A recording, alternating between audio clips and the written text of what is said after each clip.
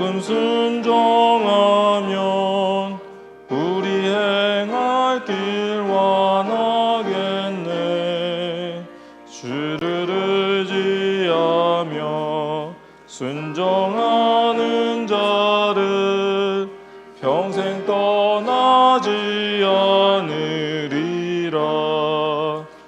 의지하고 순종하는 길은 예수 안에 즐겁고 복된 길이로다. 해나 고생이나 만일 닿게 되면 주가 곧 없이 하시겠네. 주를 의지하며 순종하는 자는 모든 근심이 떠나리라. 의지하고 순종하는 길은 예수 안에 즐겁고 복된 길이로. 남을 돌아보고 슬픔이로 하면 주가 상급을 주시겠네.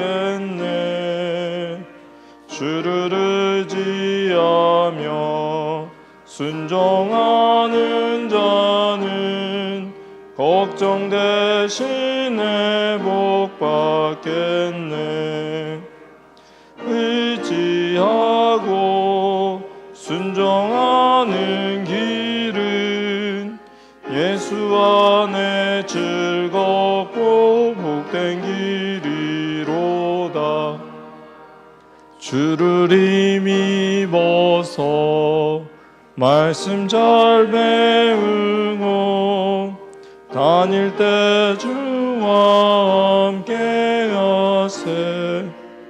주를 의지하 항상 순종하고 명령 따라서 준행하세. 의지하고 순종하는 길은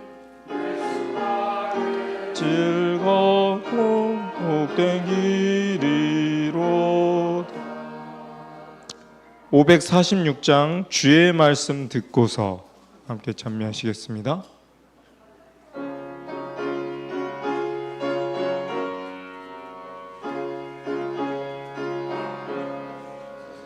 주의 말씀 듣고서 준행하는 자는 반석 위에 터닫고 집을 지음 같아. 비가 오고 물나며 바람 부딪힐 때 반석 위에 섰으니 넘어지지 않네. 잘 짓고 잘 짓세. 우리 집 잘 짓세.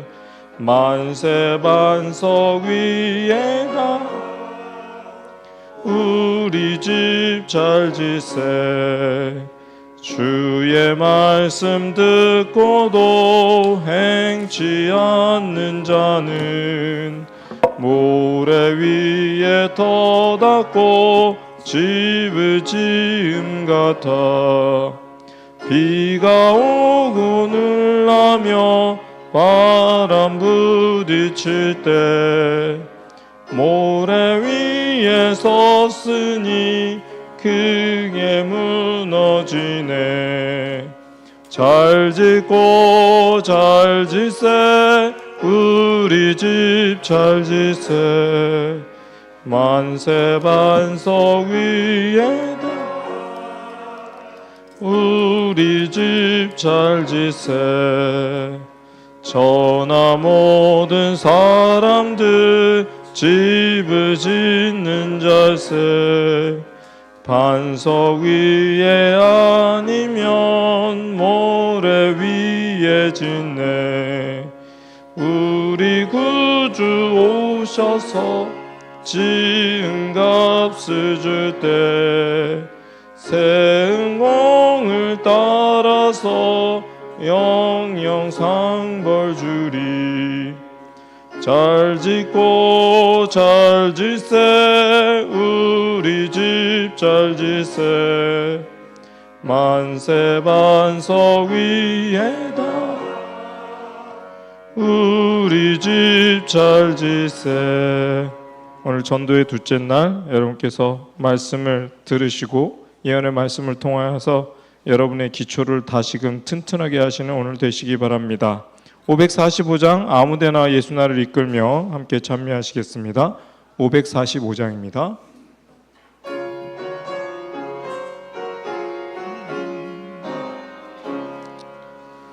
아무데나 예수 나를 이끌면 아무데나 예수 따라가려네.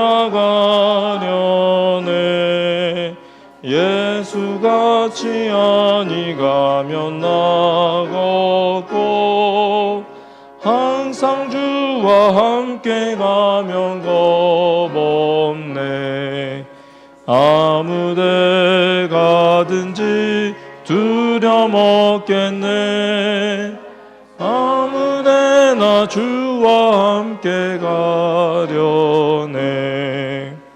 주와 함께 가면 외로움 없겠네. 가는 친구 떠나가도 주 있네. 가는 길 험하나 주와 함께 가면 기쁨이 있겠네. 아무데 가든지 두려움 없겠네. 아무데나 주와 함께 가려네. 어두운 그늘 땅에 내려 덮일 때 주가 같이 계시 말고 잘 자네. 어두운 밤이 다간 후에 깨어서 아무데나 주와 함께 살겠네. 아무데 가든지 두려움 없겠네. 아무데나 주와 함께 가려네. 이제 시간이 되었으므로 다 함께 살아계신 주의 영 찬미하도록 하겠습니다. 229장입니다.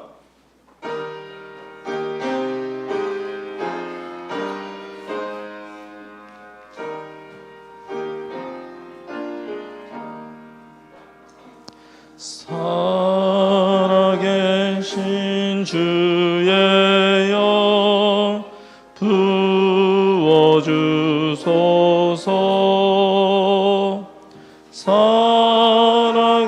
살아계신 주의 영 부어주소서. 새로 지은 내 마음속에 살아계신 주의 영 부어주소서.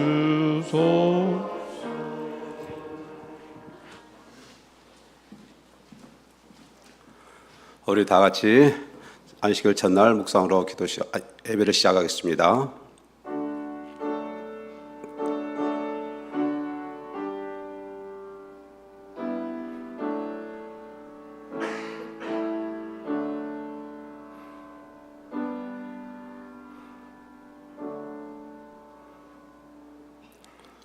함께 일어나서 236장 부르시겠습니다. 이 찬미 부르신 후 이석주 장로께서 기도해 주시겠습니다.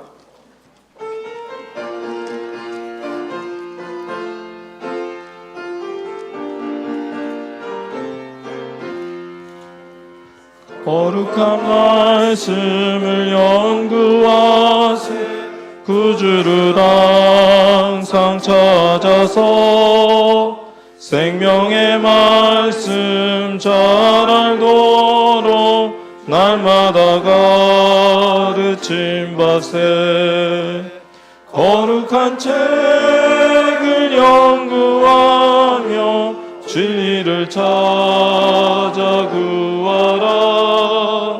주님의 귀한 성경 말씀 우리의 인도자로다.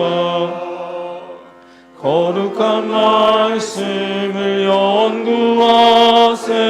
하늘로 가는 길 찾아 영화로운 성에 이르도록 주님의 말씀 지키세. 거룩한 책을 연구하며 진리를 찾아 구하라. 주님의 귀한 성령 말씀 우리의 인도자로다. 거룩한 말씀을 연구하세. 죄인을 찾아 나아가 진리의 말씀 잘 가르쳐 구주를 믿게 할지라. 거룩한 책을 연구하며 진리를 찾아 구하라. 주님의 귀한 성령 말씀 우리의 인도자로다.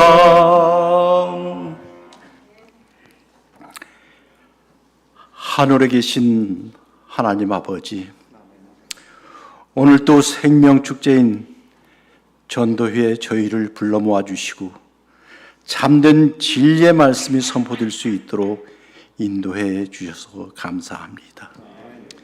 이곳에 모이는 어린 양들에게 꼴을 먹여주시는 우리 조석호 목사님에게 강건함을 허락하여 주시고, 오늘 또 아버지의 사랑으로 하나 되어 생명의 말씀에 귀를 기울이고 가슴으로 감화받을 수 있도록 도와주시옵소서. 세상의 모든 죄악과 이기적인 나의 생각을 버리고 아버지의 말씀으로 변화되고 기쁜 마음으로 한 걸음 한 걸음 다가갈 수 있도록 인도해 주시고, 오직 예수 그리스도를 믿음으로 영접하는 거룩한 백성 되게 도와주시옵소서. 이번 전도에 처음으로 발을 내디딘 사람도 있습니다. 이 첫 발의 디딤이 새롭게 거듭나는 경험을 할 수 있도록 인도해 주시고 하늘까지 이르도록 도와주시옵소서. 이 생명축제의 모든 순서를 아버지께 의탁드려오니 은혜에 충만한 시간 될 수 있도록 인도해 주시옵소서. 우리를 죄에서 구원하여 주신 예수 그리스도의 이름으로 간절히 기도드립니다. 아멘.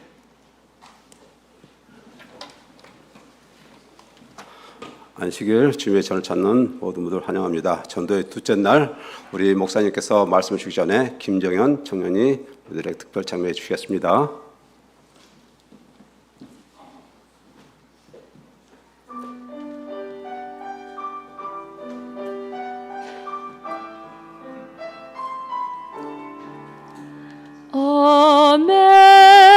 Amazing grace, how sweet the sound that saved the wretch like me.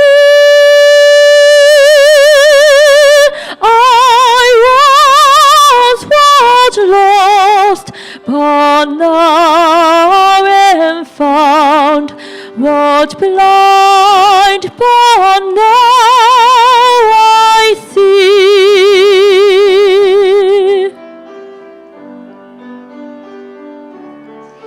나 같은 죄인 살리신 주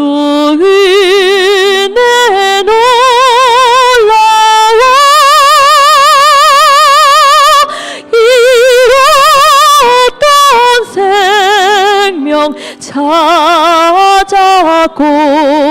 광명을 얻었네.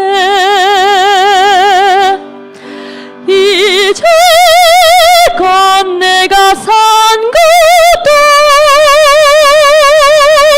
다 주님의 은혜라. 또 나를 장쳐보냐니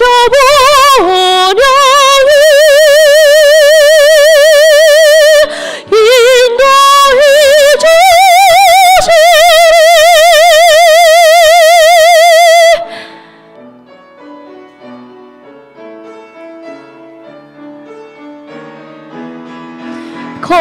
거기서 우리 영원히 주님의 은혜로 이처럼 밝게 살면서 주 찬양하리라.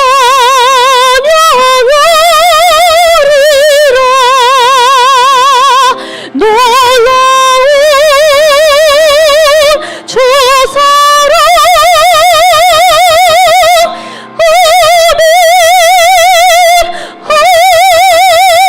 아멘.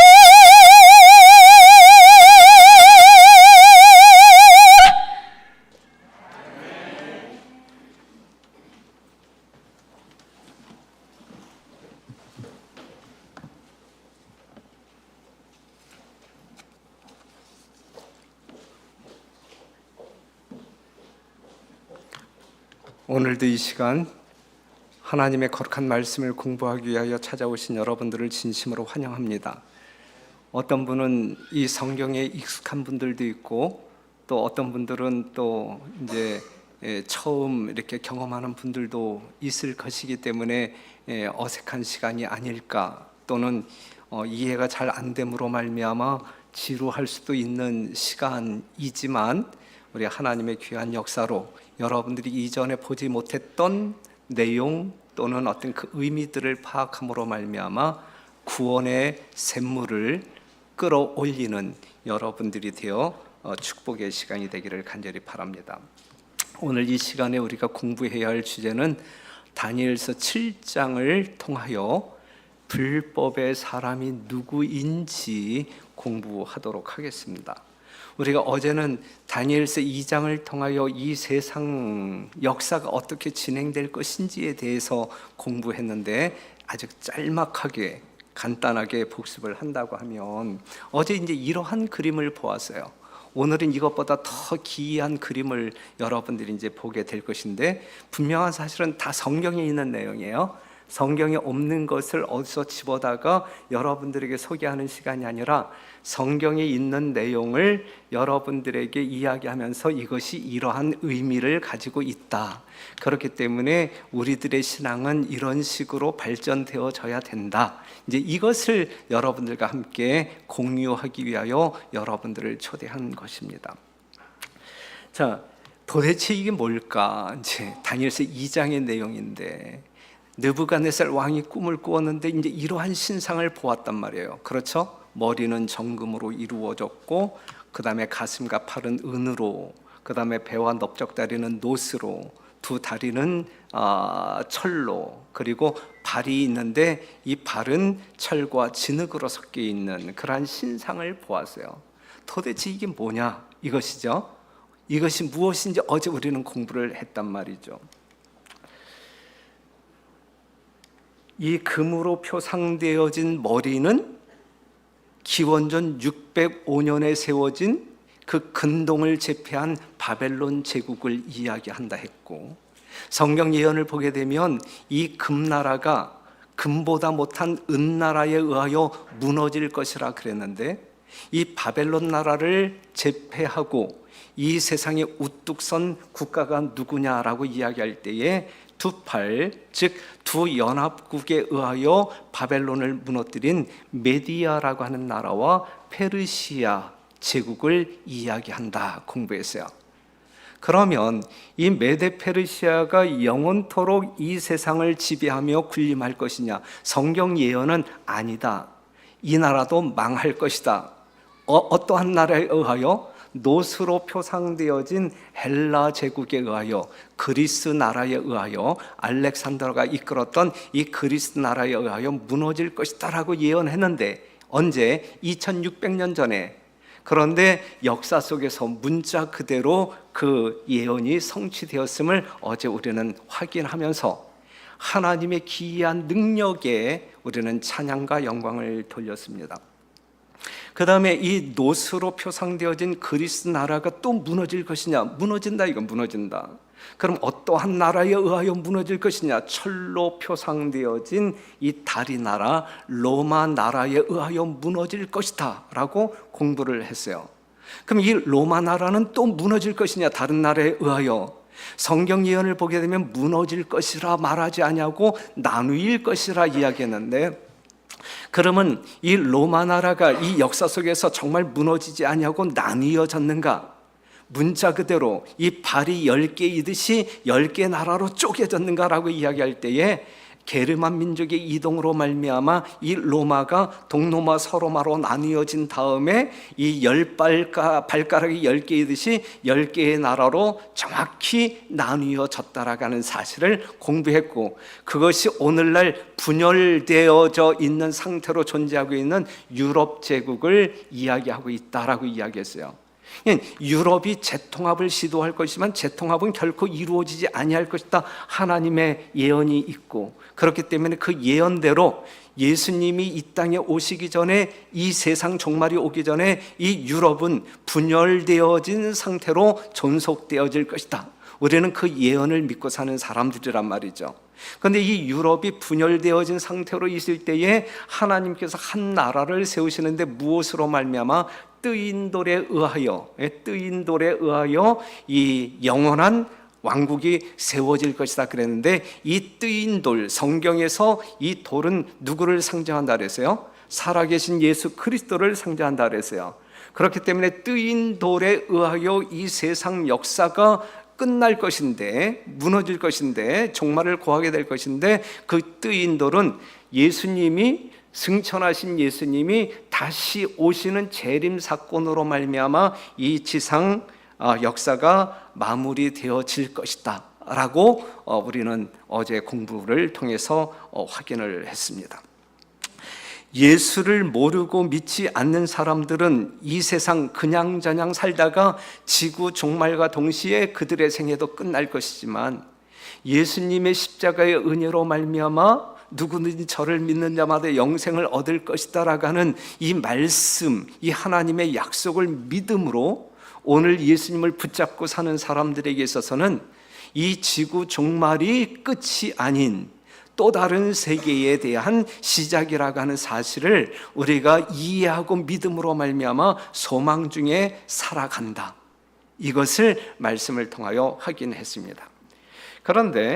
그런데 이제 예수님의 제자들이 예수님을 찾아서 어떠한 질문을 던지냐면, 예수께서 감람산 위에 앉으셨을 때에 제자들이 조용히 와서 가로되 우리에게 이르소서 어느 때에 이런 일이 있겠사오며 또 주의 임하심과 세상 끝에는 무슨 징조가 있사오리까 그랬거든요.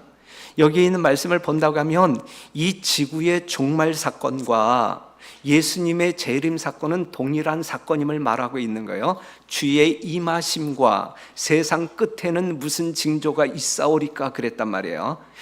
예수님의 재림 사건이 곧 이 지구의 종말 사건이다, 끝나는 사건이다라고 하는 사실을 우리는 말씀을 통해서 확인할 수 있고, 우리는 이것을 믿는 성도들로 오늘을 살아가고 있는 것입니다. 이러한 질문에 예수님은 뭐라고 대답하시냐면, 1월 성신의 징조가 있을 것이다. 해가 어두워지고 달이 어두워지고 그 다음에 별들이 떨어지며, 이것은 이미 1780년, 1833년에 이미 성취되어진 예언, 앞으로 일어날 예언이 아니라 이미 성취되어진 예언. 그 다음에 자연계에 나타나는 징조들이 있을 것인데 지진이 있을 것이고 기근이 있을 것이고 온역이 있을 것이고 우리가 얼마 전에 지금도 진행 중에 있는 이 코로나 전 세계를 휩쓸어 가고 있는 이 온역 사건 하나만 본다 할지라도 지금 우리가 살고 있는 이 시대는 예수님이 말씀하신 재림의 징조가 완전히 온 세계적으로 성취되어져 가고 있는 시점에 살아가고 있다라고 하는 사실을 믿어 의심치 않을 수 있어요.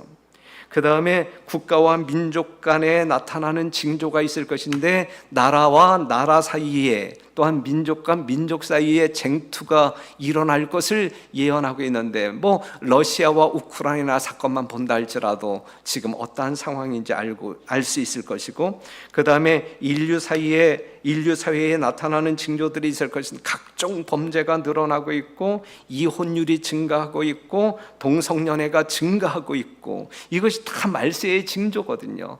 예수님 재림 직전에 이러한 일들이 세상 가운데 일어날 것이다. 이러한 일들이 일어나게 될 때 머리를 들고 주의 오심을 이제 사모하라 이렇게 권면하고 있어요. 종교계에 일어나는 징조들이 있을 것인데 거짓 선지자와 그리스도들이 이제 돌출하게 될 것이고 땅 끝까지 복음이 증거될 것이다라고 하는 그때 이제 예수님 오신다 이거예요. 예수님께서 말씀하신 모든 징조들이 다 성취되어진 우리 눈앞에서 성취되어질 것이 아니라 성취되어진 그러한 현실 속에서 우리가 살아가고 있단 말이에요. 이러한 징조들이 성취되어져 가고 있는 시점에 우리 주님께서는 이 말씀을 또 기억하라 그래요. 이 말씀을 데살로니가 후서 2장 3절에 있는 말씀을 보면 누가 아무렇게 하여도 너희가 미혹하지 말라. 먼저 배도하는 일이 있고 저 불법의 사람 곧 멸망의 아들이 나타나기 전에는 이르지 아니하리라 그랬어요. 세상에 이 자연 속에서 또한 사회 속에서 수많은 예수님의 재림의 징조들, 예수님께서 미리 말씀하신 재림의 징조들이 일어난다 할지라도 예수님 오시지 않는단 말이에요. 예수님이 언제 오실 것이냐면 불법의 사람 곧 멸망의 아들이 나타나기까지는 이르지 아니할 것이다 라고 이야기했어요. 여기서 말하고 있는 불법의 사람은 저는 뭐 하는 자라? 대적하는 자라. 누구를 대적하는 자? 하나님을 대적하는 자라 그랬거든요. 그러니까 이 마지막 시대에 예수님 재림이 문 앞에 이르렀다라고 하는 깃발을 누가 꽂을 것이냐면 저 불법의 사람이 꽂는단 말이에요. 예? 저 불법의 사람이 이 지구상에 이 깃발을 꽂을 때 야 예수님이 성경에 예언되어진 문자 그대로 오실 날이 심히 임박했다라고 하는 사실을 우리는 확인할 수 있는 증표가 되는 거예요. 그렇기 때문에 여기서 말하고 있는 이 불법의 사람이 누구인지 여러분들이 알아야 된단 말이에요. 성경적으로 분명히 알아야 한단 말이죠. 그래야 안 그래요? 분명히 알아야 된단 말이에요. 그래서 오늘 다니엘서 7장, 이 다니엘서 7장을 연구하게 되면 이 불법의 사람에 대한 이 정체가 드러나는데 이 신원이 밝혀지는데 다니엘서 7장을 통하여 불법의 사람이 누구인지 여러분들에게 성경적으로 확인시켜 드릴 테니까 여러분들이 그 불법의 사람을 따르든지 하나님을 따르든지 여러분들이 결정해야 할 어떤 그 시간이 이르러 올 것입니다. 다니엘서 7장 25절 보면 다니엘서 7장 25절에 이제 일단 결론부터 먼저 말씀드리는 것인데 그가 누구인지 잘 몰라요. 오늘 공부할 거예요. 그가 누구인지 공부할 것인데 그가 장차 말로 지극히 높으신 자를 대적하며 지극히 높으신 하나님을 대적한단 말이에요. 하나님을 대적하는 자라 그랬단 말이에요. 불법의 사람은 저를 하나님을 대적하는 자라 그랬단 말이에요. 그런데 여기서 그가 말로 지극히 높으신 자를 대적한다 그랬어요. 그냥 불법의 사람이란 말이지. 불법의 사람. 또 지극히 높으신 자의 성도를 괴롭게 할 것이며 하나님을 잘 믿는 사람들을 핍박할 것이며 그가 또 때와 법을 변개코자 할 것이며 하나님의 법을 변개코자 할 것이며 하나님을 믿는 성도는 그의 손에 붙임받으여 한 때와 두 때와 반 때를 지내리라 그랬어요. 자, 지극히 높으신 자를 대적해요. 지극히 높으신 자의 성도를 핍박해요. 때와 법을 변개코자 할 이 불법의 사람이 누구냐 이거죠. 이 불법의 사람이 누구냐? 성경에서 말하는 적그리스도임에 틀림이 없는데 데살로니가후서 2장 3절에서 말하고 있는 불법의 사람이 틀림이 없는데 그가 누구냐 이거죠. 그가 누구냐? 그가 누구인지 알게 되면, 오늘 공부를 통하여 그가 누구인지 알게 되면 여러분들은 정말 이렇게 반응 보일 거예요. 정말 그 사람이 그가 불법의 사람이 정말이야? 이렇게 여러분들이 반응을 보일 거예요. 하지만 정말입니다. 하지만 정말입니다. 왜냐하면 성경에서 분명히 그렇게 지적하고 있기 때문에 분명한 것입니다. 여러분들은 그를 따를 것인가 아니면 하나님을 따를 것인가를 고민하게 될 거예요. 오늘 이 시간 여러분들이 제대로 공부해서 이해한다고 하게 되면 내가 누구를 섬겨야 할지, 누구를 따라야 할지 고민하는 순간을 경험하게 될 거란 말이에요. 그래서 성경 말씀에 귀를 기울이고 여러분들이 이미 알고 있는 지식에 근거한 편견을 없애버리고 오직 하나님의 말씀 속에서 말하고 있는 불법의 사람이 무엇인지 이해하고자 기도하는 마음으로 청취해 주시기를 당부드리겠습니다. 그러면 이제 다니엘서 7장으로 가겠어요. 다니엘서 7장 1절부터 살펴보면 1절에 어떤 말씀이 있냐면 다니엘서 7장 1절에 분명 성경 말씀을 지금 이야기하고 있는 거예요. 확인하셔야 돼요, 여러분들. 성경 가운데 이런 말씀이 있구나 확인하셔야 돼요. 목사가 성경을 빙자하면서 성경이 없는 이야기를 짓거리고 있네. 만약에 그러면 큰일 나는 거예요. 그렇죠? 성경 말씀을 확인해야 돼요.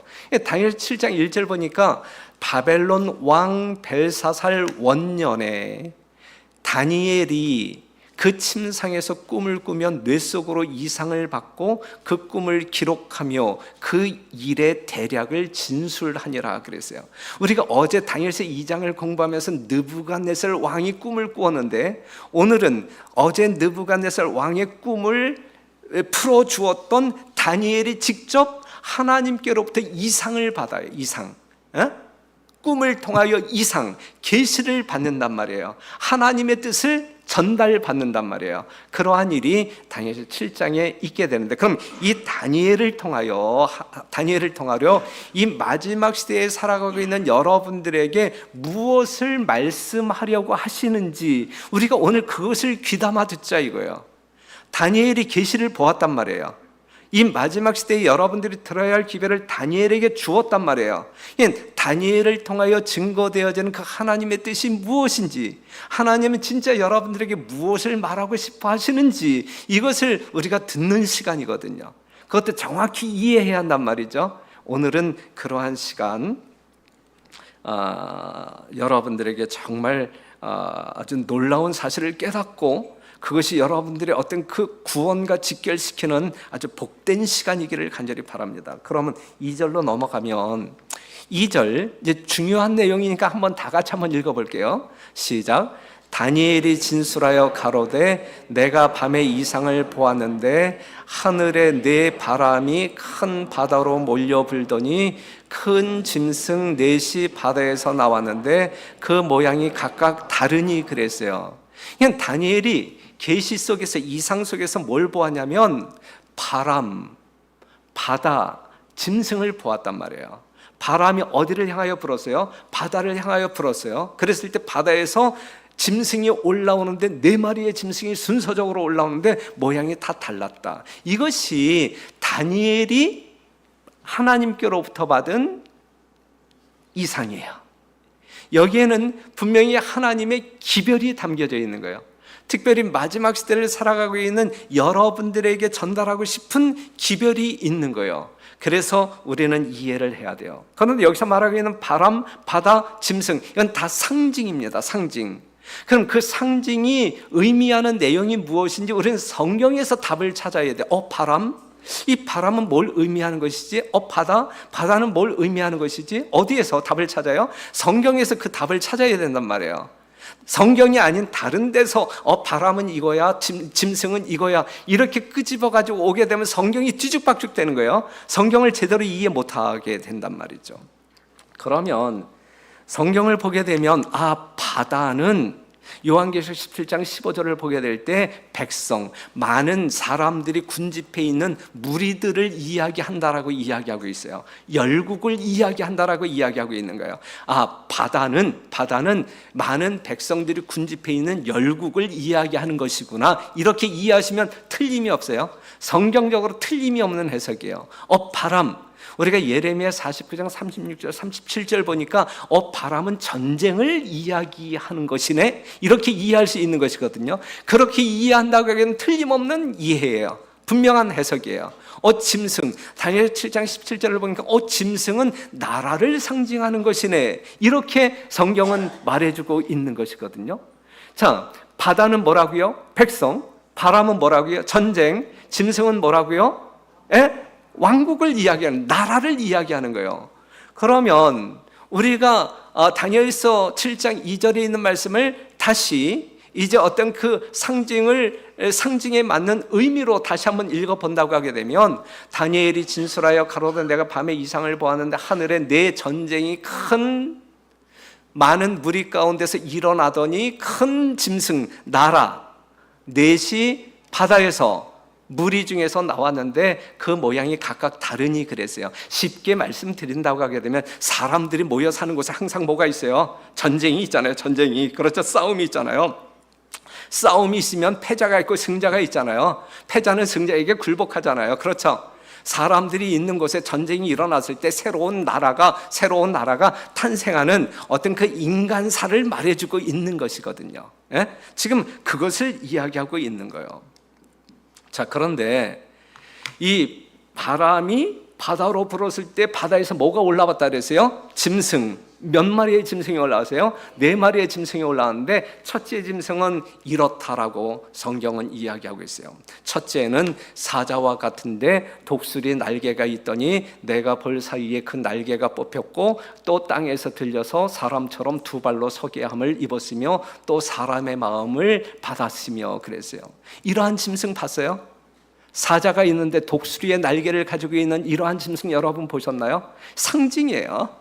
뭔가 이 짐승을 통하여 우리 하나님께서는 여러분들에게 하시고 싶은 말씀이 있는 거예요. 상징적인 의미가 있단 말이죠. 그럼 둘째 짐승은 어떻게 생겼어요? 둘째 짐승은 또 다른 짐승, 곧 둘째는 곰과 같은데 그것이 몸 한편을 들었고 그 입의 사이에는 3 갈빗대가 물렸는데 그에게 말하는 자가 있어 이르기를 일어나서 많은 고기를 먹으라 하였으며, 둘째 짐승은 이렇게 생겼어요. 곰처럼 생겼는데 몸 한편을 들었고 이 사이에 3 갈빗대가 있었다. 그럼 셋째 짐승은 어떻게 생겼어요? 셋째 짐승은 그 후에 또 내가 본즉 다른 짐승 곧 표범과 같은 것이 있는데 그 등에는 새의 날개 4이 있고 그 짐승에게 또 머리 4이 있으며 또 권세를 받았으며, 이렇게 생겼단 말이에요. 표범처럼 생겼는데 새의 날개 4개가 있고 머리는 몇 개? 4개가 달렸다. 그 다음에 4번째 짐승은 어떻게 생겼어요? 내가 밤 이상 가운데 그 다음에 본 4째 짐승은 무섭고 놀라워. 어떻게 생겼는지도 몰라. 무섭고 놀라워. 그냥 괴물이야. 이것은 괴물이에요. 그렇죠? 극히 강하며 또 큰 천리가 있어서 먹고 부서뜨리고 그 나머지를 발로 밟았으며 이 짐승은 전에 모든 짐승과 다르고 또 10뿔이 있었으므로, 이렇게 생긴 짐승이야. 상상이지만 이렇게 생긴 짐승이란 말이죠. 무섭고 놀라운 짐승. 첫째, 둘째, 셋째, 넷째 짐승이 바다에서 차례로 올라왔는데 이렇게 생겼더라 이거죠. 이렇게 생겼더라. 그러면 이것이 무엇을 이야기하느냐 이거죠. 무엇을 이야기하느냐? 이러한 짐승이 무엇을 이야기하느냐 이거예요. 자, 15절 보게 되면 나 다니엘이 중심에 근심하여 내 뇌 속에 이상이 나로 번민케 하니라. 느부갓네살도 어제 꿈을 꾸고 나서 번민했어요. 그는 잊어버렸고 그 의미를 몰랐기 때문에 번민했는데, 지금 이 다니엘도 이 이상을 받은 이후에 이 4마리의 짐승을 보고 난 다음에 야, 이게 도대체 뭐냐, 이 번민이 생겼단 말이에요. 번민이. 내가 그 곁에 모신 자 중에 하나에게 나아가서 천사겠죠. 이 모든 일의 진상을 물음에 그가 이제 가르쳐 주었어요. 그 해석을 알게 하여 가로되, 이제 해석이에요. 성경적인 해석이에요. 그 4큰 짐승은 내 왕이라 그랬어요. 내 왕이라. 세상에서 일어날 것이로되, 세상에서 일어날 내 왕이라. 내 나라다. 내 나라. 지극히 높으신 자의 성도들이 나라를 얻으리니 그 누림이 영원하고 영원하고 영원하리라 그랬어요. 자, 첫 번째 짐승, 두 번째 짐승, 세 번째 짐승, 네 번째 짐승 다음에 하나님의 나라가 건설되는 거예요. 그렇죠?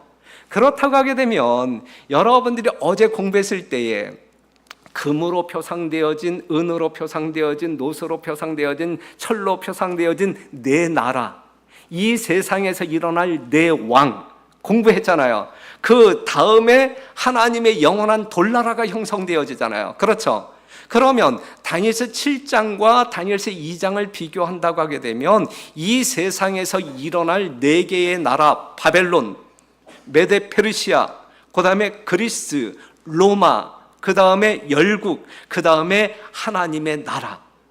이건 동일한 역사를 이야기하고 있는 거예요. 다니엘서 2장에서 공부한 이 세상에서 일어날 네 나라의 역사가 다니엘서 7장에서도 고스란히 똑같이 네 나라의 역사가 언급되어지는데 다른 모양으로. 그렇죠? 다니엘서 2장에서는 철을 소재로 하여 신상의 모습으로 등장했지만 다니엘서 7장에서는 네 나라를 지금 통하여 뭔가 메시지를 증거하려고 하는데 네 마리의 각기 다른 짐승의 모양으로 지금 하나님은 보여주고 있단 말이죠. 예? 그러면 다니엘서 2장에서 말하지 아니한 또 다른 각도에서 또 다른 메시지를 우리 하나님께서 우리에게 주시고 계시다라고 하는 사실을 우리는 확인할 수 있어요. 그럼 그 내용이 뭐냐 이거죠. 그 내용이 무엇인지 이제 우리가 살펴보도록 하겠습니다. 자, 우리가 결론적으로 이야기한다고 하면 어제 공부한 금은 노철 열 발가락과 사자, 곰, 표범, 괴물, 그 다음에 열불, 이것은 동일한 나라를 가리키고 있는데 어떠한 나라? 바벨론, 메데 페르시아, 그리스, 로마, 열국을 이야기한다. 그리고 이 열국 이후에 돌나라, 하나님의 영원한 나라, 그 다음에 이 열불 다음에, 이 열국 다음에 또 하나님의 영원한 나라가 세워질 것이다 라고 하는 사실을 우리는 확인할 수 있어요. 자, 그러면 이 독수리의 날개가 달린 이 사자 같은 이 나라는 바벨론이라 그랬어요. 바벨론. 실제적으로 이 바벨론의 역사를 보게 되면 이제 이 바벨론 옛날 이 유적지를 가게 되면 이 바벨론 성벽에 이 부조로 그려진 그림을 보게 될 때에 이 사자의 모습에 이 독수리의 날개가 달려 있는 그러한 어떤 그 그림들이 조각되어 있는 것을 볼 수가 있는 것이거든요. 지금도 각 나라마다 그 나라를 상징하고 있는 짐승들이 있죠. 예? 짐승들이 있잖아요. 그렇죠? 바로 그러한 의미가 담겨져 있어요.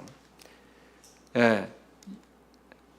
그래서 성경에도 바벨론은 사자 혹은 사나운 독수리로 표상되었다. 우리가 에스겔 17장 3절에 있는 말씀을 보게 되면 그렇단 말이에요. 그렇기 때문에 이 독수리의 날개가 달려있는 이 사자는 어떠한 나라를? 바벨론 나라를 가리키고 있다.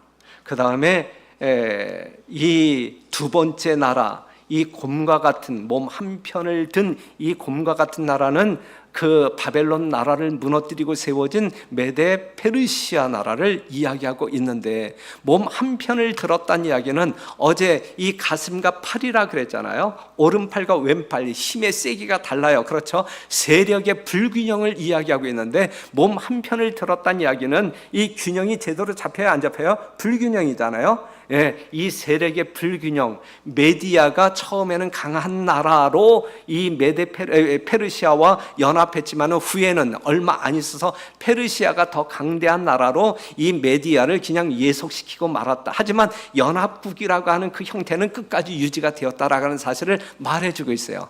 이 간단한 성경절을 통하여 세상 역사를 정확하게 묘사하고 있는 것이거든요. 그렇기 때문에 이 성경을 우리에게 주신 하나님, 이 성경을 성경의 저자인 하나님은 정말 전지전능하신 하나님임에 틀림이 없고 하나님의 말씀 그대로 문자 그대로 이 세상 역사가 아담 때로부터 지금까지 진행되고 있다라는 사실, 이러한 사실을 확인함으로 말미암아 앞으로 일어날 미래적인 예언도 문자 그대로 성취될 것을 믿고 사는 우리들이기 때문에 우리는 미래까지 아는 사람들로 오늘을 살아가고 있는 거예요. 그렇죠? 예. 그 다음에 이 곰의 입에 새 갈빗대가 있다라고 하는 것은 메데 페르시아에 의하여 정복되어질 세 개의 나라를 이야기하고 있는데 547년에 리디아가 삼켜지고 그 다음에 539년에 바벨론 나라를 이 메데 페르시아가 무너뜨리고 그 다음에 525년에 애굽을 삼켜버립니다. 그 다음에 이제 세 번째 나라가 등장하게 되는데 표범과 같은 나라. 여러분들이 생각할 때 표범은 상당히 날쌘 아주 빠르기로 유명한 짐승이잖아요. 그런데 거기에 새 날개에 4개가 달렸다는 이야기는 얼만큼 빠르게 이 세상을 정복하는 그 시간이 짧은 시간 내에 이전의 나라들이 정복한 더 넓은 영토를 확장했던 이 알렉산더의 어떤 그 이렇게 모습을 역사를 말해주고 있는 것이거든요. 이것은 그리스 헬라 나라인데 내 날개는 알렉산더 대왕이 신속하게 가장 넓은 지역을 점령할 것을, 그 다음에 내 머리는 알렉산더가 22살의 왕위에 올라서 아주 적은 숫자의 군사, 한 달 먹을 수 있는 군량미를 가지고 메데 페르시아가 통치했던 나라보다 더 넓은 영토를 확장해요. 정말 이 새의 날개 4개가 달린 이 표범으로 묘사하기에 넉넉한 역사를 실현한단 말이죠. 그런데 그가 이 술을 상당히 좋아했어요. 그래서 이 열대 지역에서 전쟁을 치르다 습지열에 33살의 요조라고 말아요. 33살에 그가 죽을 때에 그는 자손이 없었어요. 유복자, 이 뱃속에 아이가, 후계자가 없음으로 말미암아 이제 이 장수들이 왕이요 당신 죽게 되었는데 당신 이후에 이 나라는 누가 통치해야 됩니까? 그랬을 때에 알렉산더가 뭐라고 이야기하냐면 야 너희 중에 강한 자가 너희 중에 강한 자가 이 나라를 다스려. 그리고 죽었어요. 그래서 이 알렉산더가 죽은 다음에 이제 이 그리스, 이 헬라 제국은 이 춘추 전국 시대가 이루어지는 거야. 서로 왕이 되겠다라고 이 군사를 가지고 있는 장군들이 그냥 서로 이제 싸우면서, 그런데 이제 이것이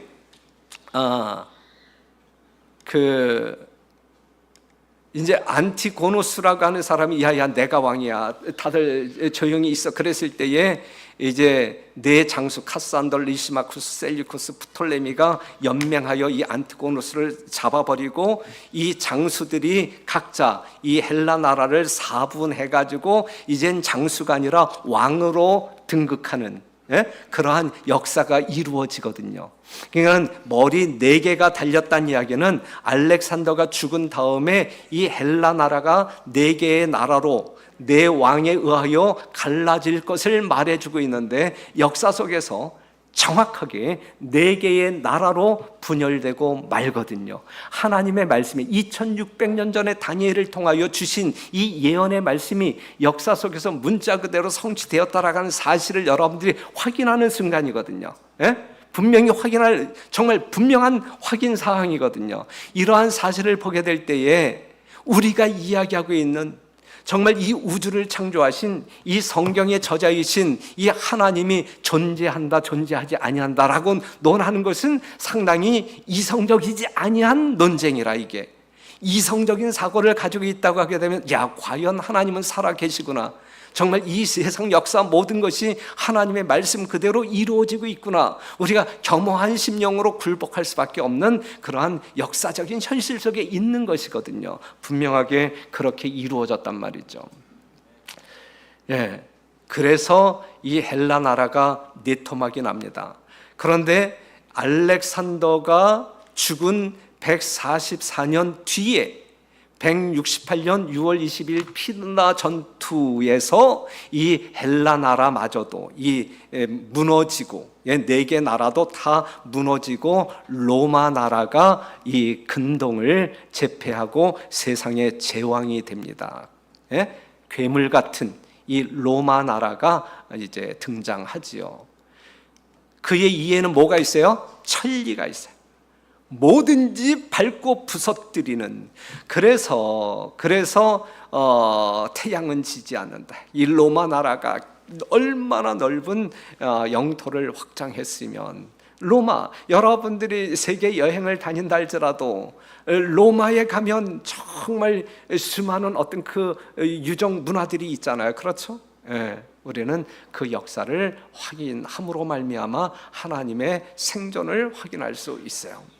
그 다음에 이제 이 4번째 짐승, 이 무섭고 놀라운 짐승 머리에 몇 개가 있어요? 10뿔. 다니엘서 2장에서는 10발가락. 이 로마 나라가 무너질 것이냐? 무너지지 않는단 말이에요. 무너지지 아니하고 다른 나라에 의하여 삼켜지지 아니하고 나뉘어진단 말이에요. 어제 공부한 대로 게르만 민족의 이동으로 말미암아 이 로마 나라가 이렇게 갈라지고 저렇게 갈라지고 몇 개의 나라로? 10개의 나라로 갈라집니다. 그 10뿔은 이 나라에서 일어날 열왕이요 그랬어요.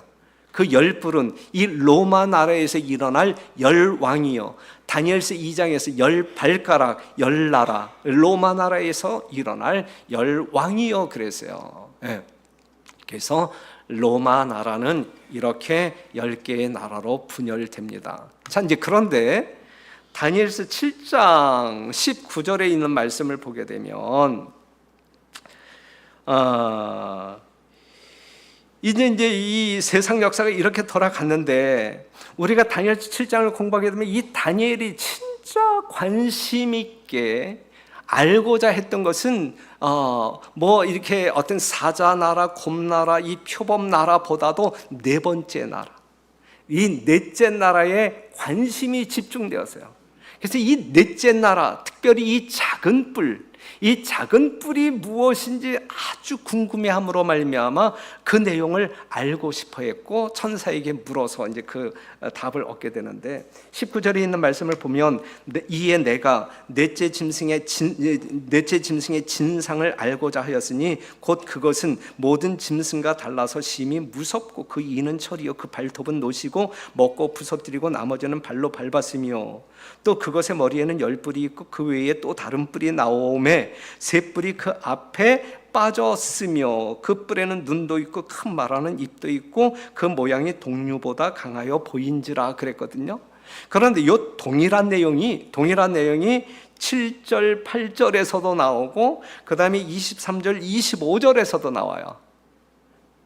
그냥 다른 나라에 대해서는 한번 언급하고 지나갔는데 이 4째 나라에 대해서는 그냥 같은 책, 같은 장 7장에서 3번이나 반복적으로 이 하나님께서도 여기에 뭔가 어떤 강한 어떤 그 강조점을 두고 있는 거예요. 그렇기 때문에 다니엘이 이 4째 나라, 이 작은 뿔에 대하여 깊은 관심을 가지고 이게 뭘까 그러면서 묻고 따지고 해서 이제 알려고 하는 것이거든요.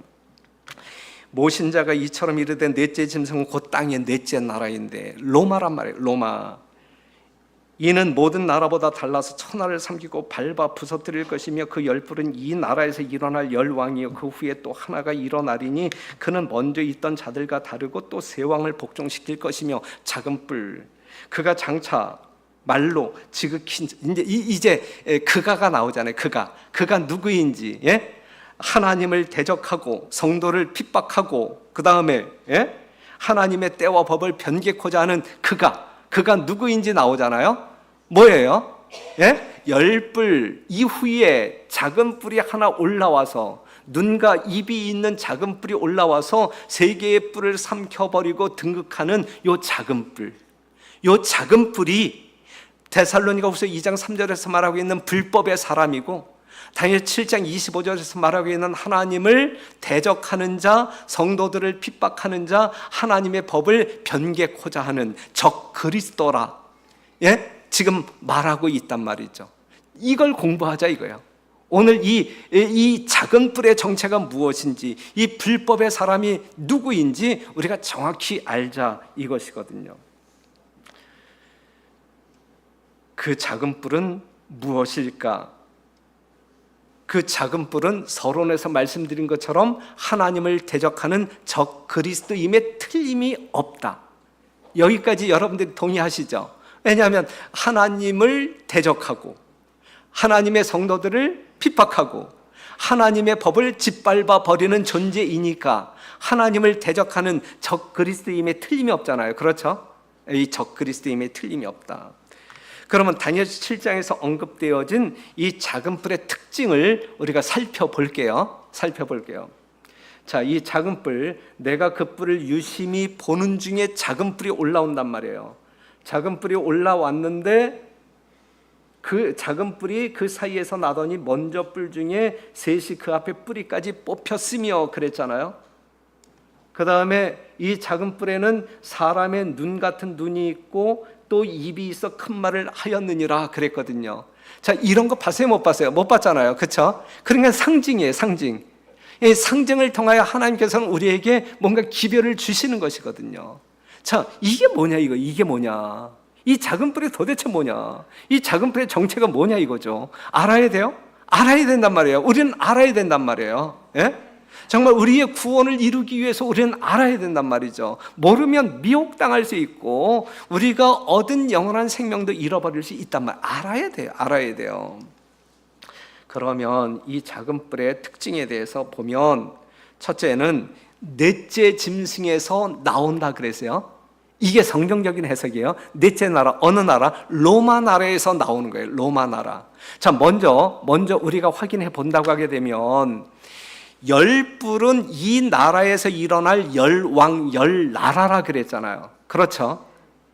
지금 열나라 이후에 작은 뿔이 올라오는데 이것이 비록 작을지라도 요 작은 뿔도 뿔이 나라라고 하게 되면 요 작은 뿔도 나라임에 틀림이 없는 거예요. 그렇죠? 나라야, 나라. 그럼 어떠한 나라일까? 여러분들이 궁금하게 생각하면 돼요. 넷째 짐승, 로마에서 나오는 이 작은 뿔은 로마 나라에서 나온다. 그 다음에 열뿔로 나누어진 후 그 사이에서 일어난다. 열뿔로 분열된 이후에, 열나라로 분열된 이후에 나타나는 나라이다. 그 다음에 먼저 있던 자들과 다르다. 뭐가 다를까? 그 다음에 그 모양이 동류보다 강하다. 작지만 강하다. 그 다음에 세 뿔을 뿌리채 뽑는다. 세 뿔을 그냥 등장하면서 세 개의 나라를 멸절시킨단 말이에요. 없애버린단 말이죠. 그 다음에 말로 지극히 높으신 자를 대적한다. 적 그리스도 국가란 말이죠. 그 다음에 한때 두때 반때 동안 성도를 괴롭게 한다. 그 다음에 때와 법을 변개코자 한다. 요게 작은 뿔이에요. 요 작은 뿔의 특징이 몇 개예요? 예? 8개. 8개의 특징을 가지고 있단 말이죠.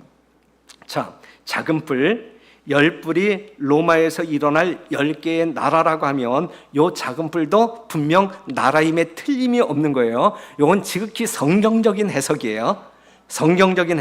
그냥 추상적인 사사로이 푸는 이 성경 해석이 아니라 성경적인 해석이에요. 아무리 작아도 나라는 나라이다. 요것이 어느 나라냐 이거죠. 지금 이 세상에 현존하고 있는 나라인데, 지금 우리가 살고 있는 이 지구상에 존재하고 있는 나라인데, 그 나라가 적 그리스도, 불법의 사람, 하나님을 대적하는 나라임에 틀림이 없는데 이 나라가 어떠한 나라일까?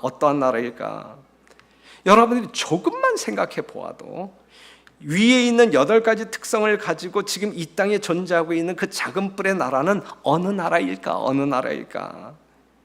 이제 그 나라가 어느 나라인지 공개해야 할 시간이에요. 그 작은 나라가 이 하나님의 이 적대적인 관계를 가지고 있는 이 작은 나라가 어느 나라인지 공개해야 할 순간이야. 지금 이 순간이. 그렇기 때문에 여러분들이 가지고 있는 편견을 없애버려야 돼요. 성경적인 이해를 여러분들이 받아들여야 되는 거예요. 그 다음에 특정한 나라 아니면 교단이 언급되는 순간이에요.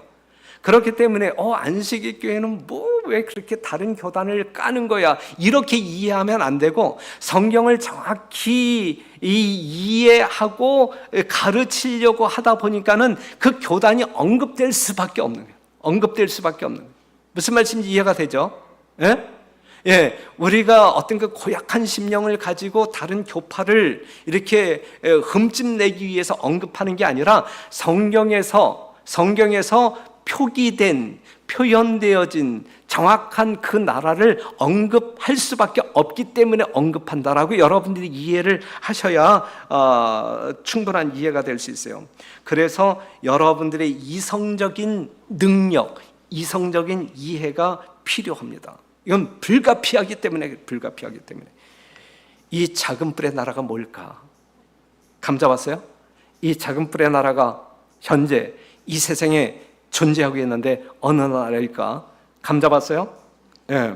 이것은 0.44 평방킬로미터, 여의도 면적의 6분의 1, 상당히 작은 땅덩어리, 경복궁, 우리나라 경복궁 1.3배. 그러니까 이 경복궁 넓이 정도 되는, 예? 그게 나라야. 거기에 2020년도 유엔이 조사한 그 나라의 어떤 그 국민 숫자를 확인을 했는데 이 800명, 예? 800명이 국민으로 존재하는 0.44 제곱킬로미터 여의도의 6분의 1 면적의 그 땅덩어리를 가지고 있는 나라가 있어요, 이 세상에. 예? 그 나라가 있어요. 이 나라가 어떠한 나라냐? 이것이 바티칸 제국이에요. 로마 교황청이 있는 바티칸 제국을 이야기하고 있는 거예요. 무슨 말씀 이해가 돼요? 예. 요 작은 뿔. 이것이 로마 교황권을 이야기하고 있는 거예요. 믿어지지 않겠지만 성경적으로 분명한 사실입니다. 분명한 사실입니다. 차근차근 그럴 수밖에 없다라고 하는 증거를 이제 제가 여러분들에게 소개해 드릴게요. 자, 넷째 짐승에서 올라온다 그랬어요. 교황권이 넷째 짐승에서 로마 나라에서 올라온다 그랬어요. 로마 나라에서. 자, 우리가 역사 문헌을 보게 되면 이제 이러한 기록이 있어요. 정치적 로마의 폐허로부터 로마 교회, 이 천주교회죠. 로마 교황권, 이 로마 교회의 거대한 도덕적 왕국이 일어났다 그랬어요. 이 교황권, 천주교, 이 바티칸 제국이 어디에서? 정치적 로마의 폐허로부터 올라왔단 말이죠. 로마에서 일어난 나라임에 틀림이 없단 말이에요. 그렇죠? 분명하단 말이죠. 교황은 로마 황제가 가졌던 권력과 명성, 이교의 명칭들을 물려받음으로써 공석이 된 로마 황제의 자리를 차지하였다. 콘스탄틴은 로마 주교에게 모든 것을 넘겨주었다. 이 교회의 지도자가 이제 어떤 그 정치적인 지도자도 겸하게 되는 거예요. 교황이 황제의 역할까지 하게 되었단 말이죠. 하나의 국가의 왕으로서 역할을 하고 있단 말이죠. 교황권은 몰락한 로마 제국의 무덤 위에 왕관을 쓰고 앉아 있는 로마의 유령이다라고 분명하게 이야기하고, 그 다음에 이 로마 제국과 로마 교회의 행정 조직을 보게 되면 똑같아요. 말만 바꿨지 똑같은 행정 조직을 가지고 있어요. 그렇기 때문에 이 첫 번째 조건, 넷째 나라에서 이 작은 뿔이 올라온다라고 하는, 로마로부터 교황권이 올라온다, 세워진다라고 하는 이 성경적인 예언은 역사 속에서 정확하게 성취되었다. 그 다음에 열뿔로 나뉘어진 후 열뿔 사이에서 일어난다. 서로마의 황제가 없어진 후에 로마인들은 교회를 중심으로 하는 정치 조직을 유일한 국가 조직으로 알고 로마 주교를 전 가톨릭 교회의 교황으로 섬기게 되었으며, 또 사실상 대교황 레오 1세는 훈족왕 아틸라의 로마 침입을 막아내고 대교황 그레고리 1세는 롬바르드족의 침입을 막으면서 실제로 로마 황제의 일을 맡아보았다. 예. 그 다음에 그 모양이 동류보다 강하다. 작기는 가장 작아요. 여의도 면적 6분의 1이니까 얼마나 작겠어요? 인구수가 백성의 숫자가 800명, 1000명도 안 되는 이 국가거든요. 그럼에도 불구하고 지금 전 세계를 호령하고 있는 거 알잖아요. 네? 예. 그 바이든이 세 아니면 로마 교황이 세? 예? 그러한 사실을 성경에서 미리 보여주고 있는 거예요. 지금 우리는 펼쳐지고 있는 세상 역사를 보고 있는 거란 말이죠. 자, 옛날 교황 그레고리 1세는 교황은 최고의 재판장으로 왕과 황제들을, 다른 나라의 왕과 황제들을 마음대로 폐위시킬 수 있다 그랬어요. 예. 뭐 여러 가지 역사적인 내용이 있겠지만, 그 다음에 이노센트 3세가 한 말이 뭐냐면, 교황 이노센트 3세가 뭐라고 이야기하면, 하늘에 두 개의 태양이 없는 것처럼 세상에 두 통치자가 있을 수 없다 그랬어요. 이거는 작은 뿌리지만 다른 나라보다 훨씬 강하다라고 하는 사실을 말해주고 있고, 먼저 있던 자들과 다르다 그랬어요. 먼저 존재했던 나라들과 다른 나라다, 다른 나라의 속성을 가지고 있다. 뭐가 다르냐 이거죠. 이전의 나라들은 모두 정치적 군주 국가였지만 교황 로마는 정치적 절대 군주 국가이면서도 종교적 군주 국가라는 점에서 크게 다르다. 다른 나라와 다르다. 이전의 왕국들은 사람의 몸을 다스렸으나 교황은 사람의 영까지 다스린다. 영적인 지도자이잖아요. 그렇죠? 다른 나라들은 자국의 영토 내에 있는 백성들만 다스리지만 교황 로마는 영토와 민족에 관계없이 각 족속과 방언과 나라를 다스리는 범세계적 국가라는 점에서 다르다 그랬어요. 분명히 성경적인 해석 맞죠? 예, 정확히. 예.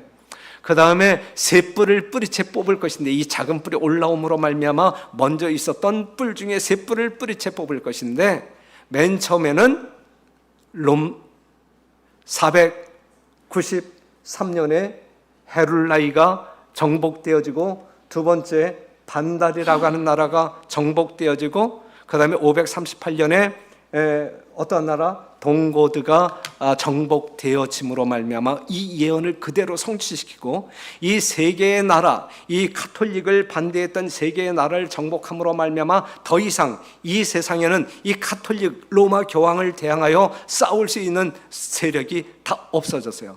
그래서 로마 교황권의 세력이 확고히 성립되어진 때가 538년. 그 역사가 이루어집니다. 새 뿔을 뽑아버렸어요. 눈과 입이 있어 큰 말을 한다 그랬는데, 자, 그가 장차 말로 지극히 높으신 자를 대적한다 그랬어요. 말로 지극히 높으신 하나님을 대적한다 그랬는데, 자, 그들의 이야기, 로마 교황권의 이야기, 법왕은 숭고하고 지존하며 단순히 인간이 아니며 하나님과 같은 분이며 하나님의 대리자이시다. 법왕은 거룩한 군주요 지존의 제왕이요 왕 중의 왕이심으로 만일에 천사들이 신앙을 잘못한다면 그들을 심판하고 파문에 처할 수 있다 그랬어요. 예, 지금 교황청에 있는 교황이 여러분들과 똑같은 사람이어야 하면 다른 존재예요. 똑같은 사람이잖아. 그런데 그들은 말로 이렇게 이야기한단 말이에요. 하나님과 같은 존재, 그렇기 때문에 천사들까지도 심판할 수 있는 권세가 있다라고 이야기하고 있거든요. 법왕은 그리스도의 대표자이시다. 법왕의 주장은 그리스도의 주장과 동일한 것이다. 예? 법왕이 하는 말은 예수님이 하는 말씀, 하나님이 하시는 말씀이라. 그리스도께서 모든 죄를 사유하실 수 있다. 그와 같이 법왕도 그렇게 할 수 있다. 그렇게 이야기해요. 사람들의 죄를 누구만이 용서할 수 있어요? 하나님만이 용서할 수 있는데, 이 교황은 교황 자체가 사람들의 죄를 용서할 수 있다. 그렇기 때문에 이 천주교에 가게 되면 뭐가 있어요? 고해성사가 있어요. 고해성사. 자신의 죄를 신부 앞에 가서 고하게 되면 신부가 내 죄를 사하노라 이렇게 이야기한단 말이죠. 그들은 죄를 사하는 권세가 있다라고 이야기한단 말이죠. 말이 안 되는 거예요. 이건 참남한 거예요. 하나님을 대적하는 거예요. 법왕은 예수 그리스도의 대표일 뿐만 아니라 육신의 휘장으로 가려진 예수 그리스도 그 자신이다라고 이야기하고 있거든요. 그래서 교황을 나타내는 팝이라든지 신부를 나타내는 파더라든지 아버지라고, 하나님 아버지, 신부라고 하는 말, 우리가 한문 표기를 한다고 하게 되면 하늘 아버지 이런 뜻이잖아요. 이런 하늘 아버지. 그런데 마태복음 23장 9절에 있는 말씀을 보게 되면 땅에 있는 자를 아비라 하지 말라. 너희 아버지는 하나이시니 곧 하늘에 계신 자신이라 그랬거든요. 하나님이 아닌 다른 존재를 파더라고 이야기할 수 없다. 그건 참남이다. 하나님을 대적하는 것이다. 그 다음에 한때와 두때와 반때 동안 성도를 괴롭게 할 것이다 그랬는데 이 예언은 어떻게 성취되었는지 봐봐요. 내가 본즉 이 뿔이 성도들로 더불어 싸워 이기었더니 그가 장차 말로 지극히 높으신 자를 대적하며 또 지극히 높으신 자의 성도를 괴롭게 할 것이며 그가 또 때와 법을 변개코자 할 것이며 성도는 그의 손에 붙임받아 한때 두때 반때를 지내리라 그랬어요. 이 교황권이 이 지상에서 뭔가 어떤 그 지상권을 누리는 기간이 한때 두때 반때란 말이죠. 그럼 한때 두때 반때는 그 기간이 어느 정도이냐면 한때는 1년을 이야기하고 있는 거예요. 다니엘서 11장 13절을 보게 되면 몇 때 곧 몇 해, 때 이퀄 해, 때 이퀄 년, 예? 1년을 이야기하는 거라. 예? 성경적인 해석이에요. 그렇죠. 그러면 한때 두때 반때는 뭐냐면 한때 두때 반때는 한때는 1년, 두때는 2년, 반때는 반년. 그러면은 3대 반, 3년 반, 3년 반 동안 이 교황권이 이 지상을 지배하게 될 것이다라는 예언이란 말이죠. 그 기간 동안에 하나님을 신실하게 믿는 성도들을 핍박하게 될 것이라는 예언이란 말이죠. 이 예언이 2600년 전에 다니엘을 통하여 기록되었는데 그 예언 그대로 로마 교황의 운명이 또한 그 로마 교황의 행동이 문자 그대로 되었느냐 이거죠. 자, 그런데 이제 3년 반인데 에스겔 4장 6절을 보게 되면 일일을 예언 해석에 있어서 예언을 해석할 때 일일을 1년으로 해석해. 일일을 1년. 자, 에스겔 4장 6절을 보든지 민수기 14장 34절을 보게 되면 하루를 1년으로 환산하여 그랬거든요. 그러면 3년 반은 1260일, 1260일은 일일을 1년으로 계산할 때 1260년이에요. 그러니까 로마 교황권이 이 세상을 화려하게 지배하는 그 기간이 1260년 기간이 될 것이다라고 성경은 예언하고 있는 거예요. 그러면 로마 교황이 지상권을 정말 이 세상 지배를 시작한 때가 언제이냐면 비질리우스는 벨리사리우스군의 보호 아래 교황의 자리에 올랐는데 그때가 주후 AD 538년. 동고트 그 세 나라를 뿌리채 뽑아 버렸는데 이 마지막 동고들을 완전히 정복함으로 말미암아 이 로마 교황의 적대 세력을 완전히 물리친 때가 538년. 그때부터 이 로마 교황을 대항하는 세력은 이 세상에 존재하지 않아요. 이 세상에 로마 교황의 세상이 되는 거예요. 그런데 538년부터 이 로마 교황의 지배가 언제까지 1260년 지속될 거예요. 1260년.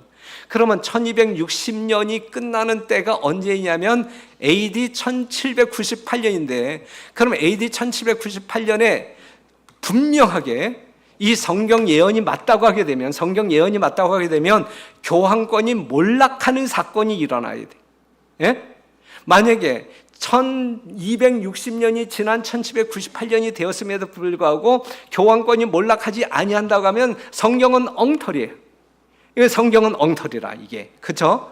예. 그러면은 1798년에 어떠한 사건이 일어나냐면 로마에서의 한 불란서인 사례는 프랑스 사람들에게 영원한 도시 로마를 정복하고 교황의 세속적 권력의 종지부를 찍을 구실을 마련해 주었다. 그 당시 늙은 교황 피우스 6세가 발렌성으로 유배됨으로 말미암아 이 교황권이 몰락하게 돼요.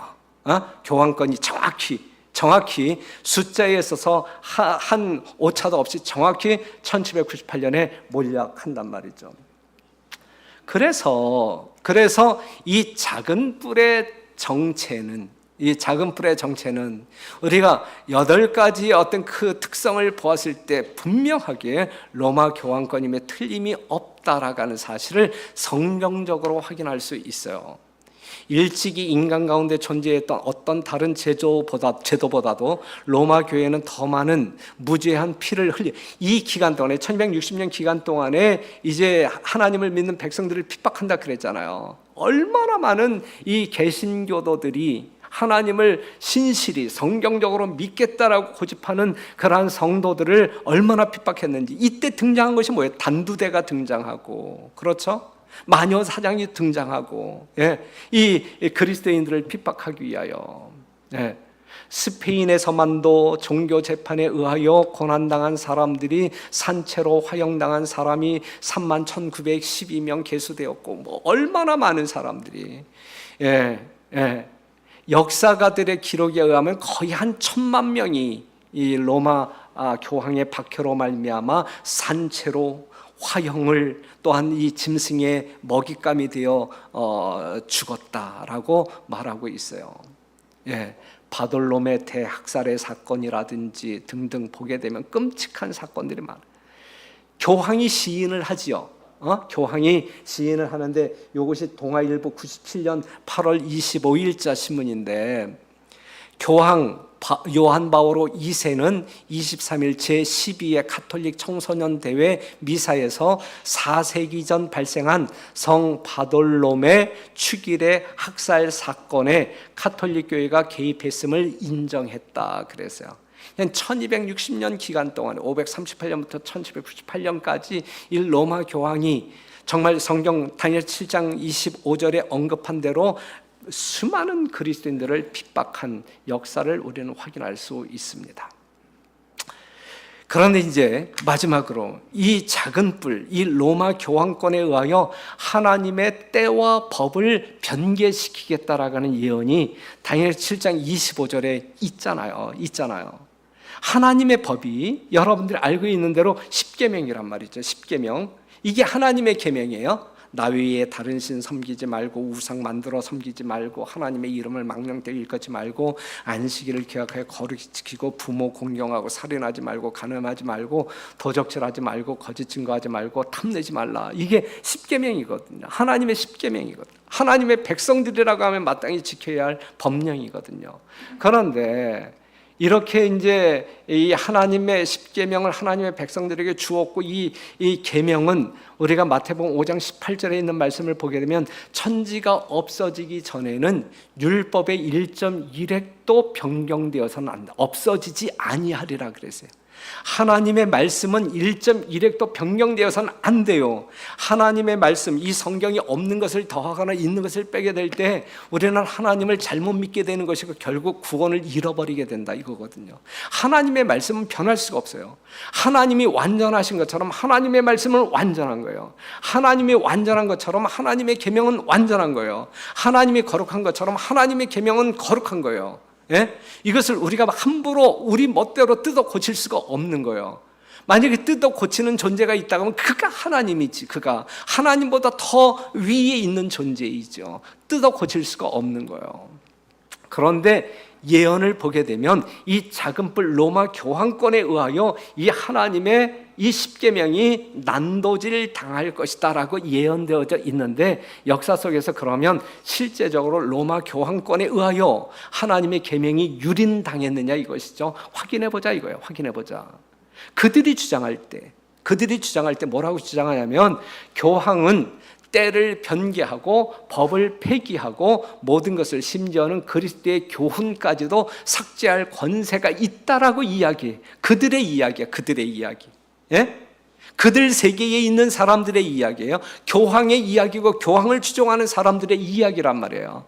그들은 그렇게 교황을 신뢰하고 있단 말이죠. 하나님의 법을 삭제할 권한도 있다라고 이야기한단 말이에요. 그렇게 이야기하면서 그들이 어떠한 일을 했느냐고요. 한편 그리스도교의 수락으로 말미암아 321년부터 AD 321년이에요. 성경 기록이 완성되어진 3세기 이후의 사건이에요. 321년. 그 321년부터 황제는 일요일을 안식일로 할 것을 명하고, 이날의 노예의 노동을 금한 것은 사회생활에 큰 변동을 일으킨 것, 인류 역사에 있어서 큰 변동을 일으킨 사건 중에 하나가 성경에서 말하고 있는 네 번째, 하나님의 10계명 중에 네 번째 계명인 안식일 계명을, 제7일 안식일 계명을 일요일로 바꾸어 버린 사건이 이 인류 역사에 있어서 놀라운 변화를 가져온 사건 중에 하나다라고 이야기하고 있어요. 그런데 이 중동세계사 이해남 씨가 지은 중동세계사 44페이지를 보게 되면 AD 321년 칸스탄틴 황제에 의하여, 로마 황제 칸스탄틴에 의하여 안식일 계명, 성경적인 안식일 계명이 성경에 없는 일요일로 변경되었다고 분명하게 이야기하고 있단 말이죠. 성경은 뭐라고 이야기하고 있냐면 작은뿔 로마 교황권에 의하여 하나님의 법이 변경될 것이라고 분명히 이야기했단 말이죠. 이 성경의 예언이 역사 속에서 분명하게 문자 하나 틀리지 아니하고 성취되었음을 확인할 수 있단 말이에요. 자, 로마 천주교에서 사용하고 있는 신부서 한 집의 기록을 보면 성경은 안식일을 거룩히 지키라고 말한다. 성경은 분명히 안식일을 기억하여 거룩히 지키라고 말한다. 성경의 이야기, 성경. 그러나 로마 카톨릭 교회는 말하기를 아니다. 지킬 필요 없다. 아니다. 나의 신성한 권위로서 안식일을 폐하고 주일 중 첫째 날인 일요일을 거룩하게 지키라고 명하는 바이다. 마지막으로 말하노니 교회 전통은, 이 로마 천주교회의 전통은 하나님의 말씀이 아닌 그들의 이야기는 성경보다 위에 있다고 선포하는 바이다. 우리는 우리의 교리를 성경에 근거하지 아니하고 교회 전통에 근거하고 있다라고 이야기하고 있는 거예요. 천주교회의 교리는 성경에 근거한 것이 아니라 로마 교황의 말씀이라든지 정말 이 인간적인 어떤 그 생각에 기초하고 있다라고 그들이 이야기하고 있는 거예요. 예? 있는 거예요. 그들에 의하여 하나님의 법이 변경되었는데 특별히 어떠한 계명이, 네 번째 계명인 안식일 계명이 일요일로 둔갑되어지는, 이게 하나님의 역사입니까? 아니면 사단의 역사입니까? 예? 예.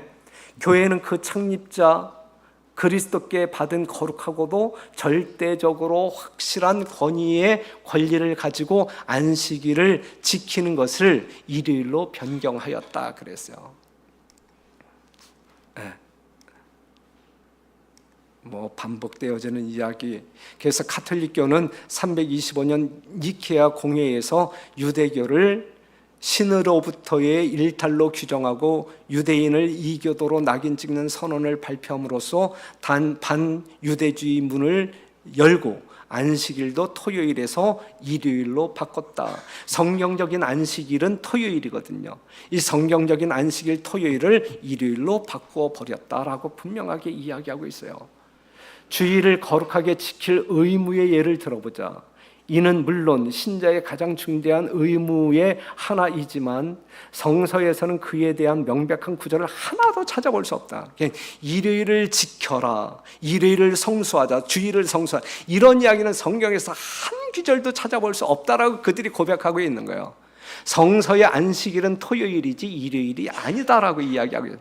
그럼에도 불구하고 오늘날 많은 기독교인들이 그냥 이 사단에 의하여 변경되어진, 하나님에 의하여 변경되어진 것이 아닌 로마 교황권, 정말 어떤 그 교황권에 의하여 변경되어진 일요일을 맹목적으로 따라가면서 그것이 안식일인 양, 그것이 하나님을 진정으로 경배하는 양 이제 지키고 있는 것이거든요. 얼마나 하나님께서 보실 때 깝깝하고 슬프게 보실까 생각할 수 있어요. 네, 그렇단 말이에요. 그래서 하나님의 10계명이 이런데 이제 천주교의 10계명을 보게 되면 둘째 계명 우상을 숭배하지 말라라고 하는 계명을 아예 삭제해 버리고 그들은 마리아 상을 섬기고 우상을 숭배하잖아요. 천주교는 우상을 숭배하잖아요. 우상을 숭배해야 되기 때문에 우상을 숭배하지 말라라고 하는 계명을 아예 없애버린 거예요. 없애버리고 그다음에 하나님의 계명 네 번째 계명인 안식일을 주일, 일요일로 바꿔서 주일을 지키고라고 하는 말로 올렸고, 그 둘째 계명이 삭제되었으니까 9개밖에 남지 않잖아요. 그러니까 하나님의 계명 10째 계명을 2개로 나누어서 남의 아내를 원치 말고 남의 재물을 탐치 말라 해서 10개로 만든 이것이 천주교의 10계명이에요. 그럼 오늘날 일반 개신교의 10계명은 뭘까? 예? 우상 숭배하지 말라라고 하는 계명 집어넣고 4번째 계명 안식일 대신에 주일을 지키고 이렇게 만들어지겠죠. 그렇죠? 예. 이것이 오늘날 기독교 세계에서 일어나고 있는 이 사단의 이 놀라운 어떤 그 작용 중에 하나이다라고 하는 사실이죠. 작은 뿔의 특징, 넷째 짐승, 10뿔로 나뉘어진 먼저 있던 자들과 다르고 이 8개의 특징 그대로 지금 제가 확인시켜 드렸잖아요. 그렇죠? 그렇다고 하게 되면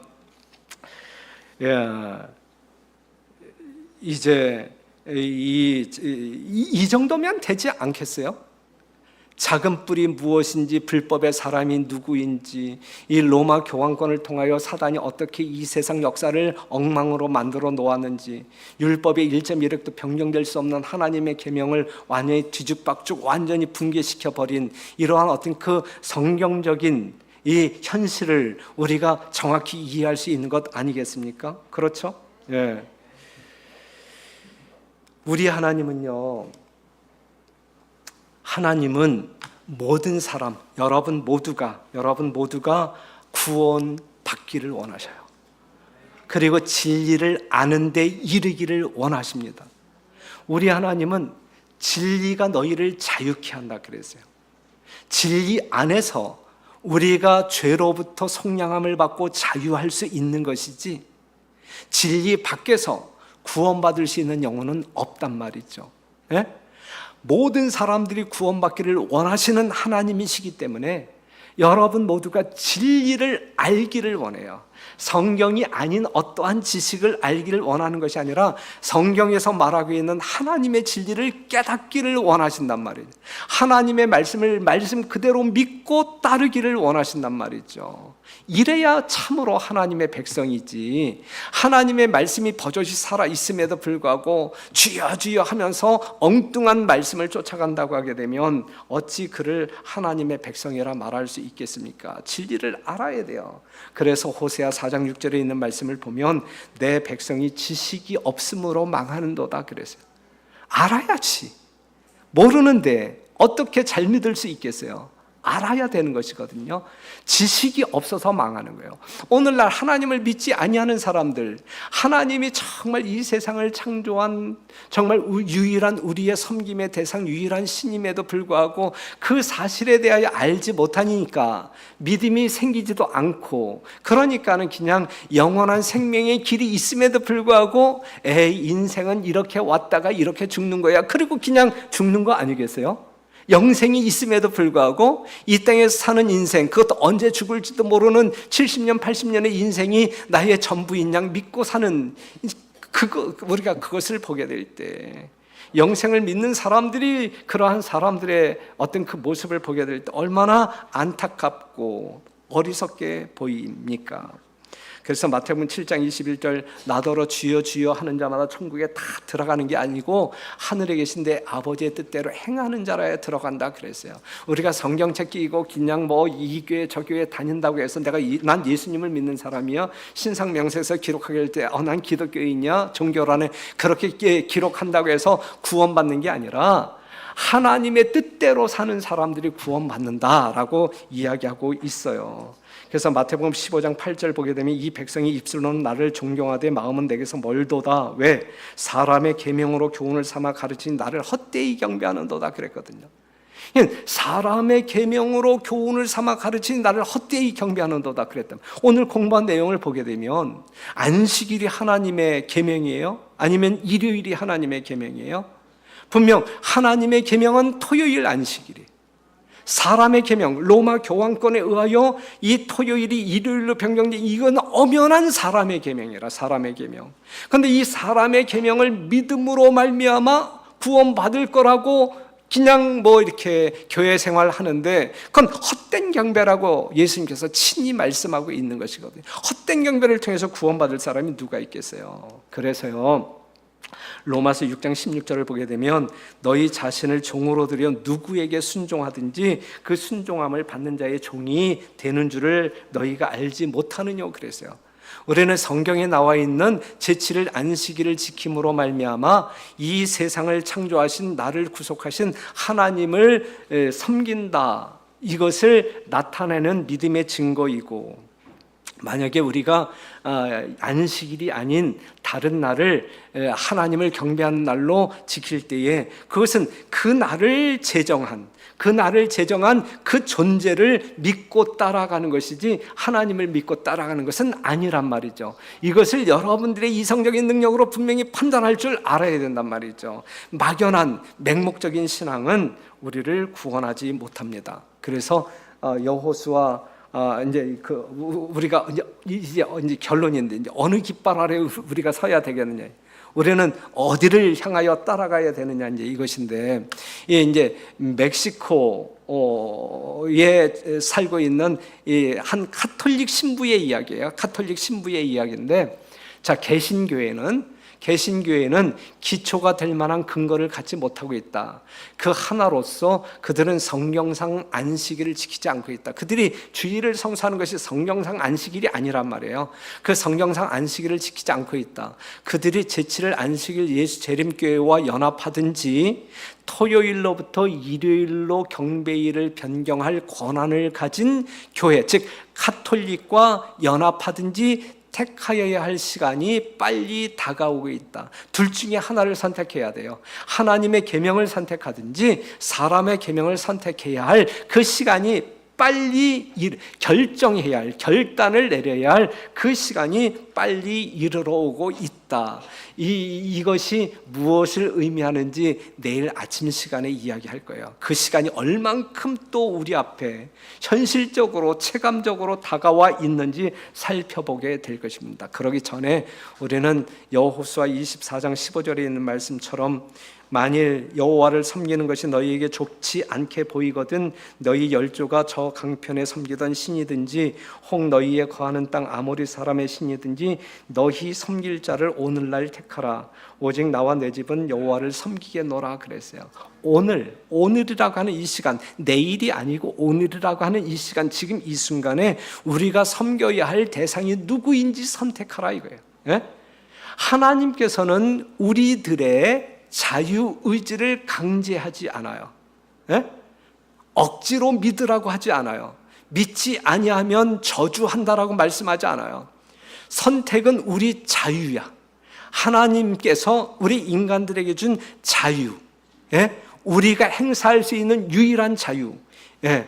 그것이 이제 우리의 선택인데, 여러분들의 선택이 어떠하냐에 따라서 여러분들의 영원한 생사가 갈라지는 거예요. 하나님을 선택하느냐, 하나님을 믿기로 선택하느냐, 아니면 다른 것을 선택하느냐에 따라서 우리는 영원한 생명을 소유한 하늘 백성이 되느냐, 아니면 이 땅에서 그럭저럭 살다가 아침 안개와 같이 사라질 그러한 인생으로 종치느냐, 둘 중에 하나가 되는 것이거든요. 사랑하는 성도 여러분, 현명한 그리고 하나님께서 주신 아주 지혜로운 이성의 능력으로 말미암아 여러분들이 따라가야 할 노선을 정말 어디에 여러분들이 줄을 서야 할지 분명히 분별하여 결정하는 위대한 시간이 되기를 간절히 바라면서 말씀을 마치겠습니다.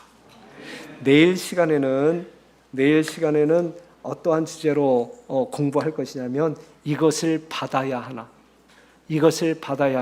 요한계시록 13장에 나와 있는 짐승의 표 666의 정체에 대해서 공부하게 될 것입니다. 기도하겠습니다. 하늘에 계신 아버지, 오늘 주의 말씀을 공부하게 하여 주심을 인하여 감사드리고 알게 하여 주심을 인하여 감사합니다. 아버지, 이것이 진실된 성경 말씀이라면, 세상 역사 속에서 이루어진 하나님의 살아있는 말씀이라면 정말 믿고 따를 수 있는 겸비한 심령 저희들에게 허락하시어 아버지께서 선물로 주시는 영원한 구원을 맛보는 자들 되게 하여 주옵소서. 우리 구주 예수님의 이름으로 간절히 기도합니다. 아멘.